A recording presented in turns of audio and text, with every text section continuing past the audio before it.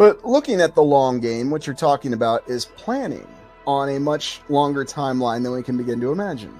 Because what if there are beings, again, whether you want to think of them as gods, deities, or more advanced creatures, or again, just humans that have more advanced technology? There's so many different ways to look at it and what the reality could be.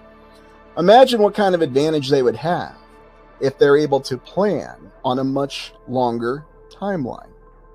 In other words, they're able to plan out events not by decades, but by centuries, by millennia. Why is it that every belief system wants to confine us to a single millennia? Why is it everybody so obsessed with 1,000 years? Well, you're not supposed to think beyond 1,000 years. That's why.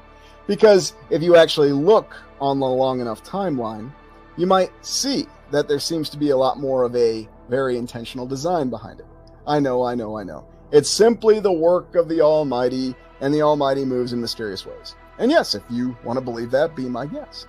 But isn't it interesting how we seem to be constrained in terms of how we view time?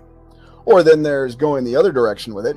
It's scientific, and we've got billions of years of history. Billions and billions, which, by the way, Carl Sagan never actually said, but he did say billions a lot, because he was describing time frames in terms of billions of years.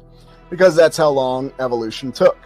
And the less we talk about, the transition phase when the tube evolved into the fish and so on and so forth, and why there's no fossils of, the rapid animated GIF transforming. And I'm not going to show that and insult any of you because, you can watch Cosmos if you want to see it. But, why don't we find that? Well, because we say so. But really just think about how different things could be. Is it really that long of a timeline, or could things have been very different in the past on a much shorter timeline? In other words, instead of billions of years, we're only talking about a couple hundred years, that the entire nature of the land was completely different.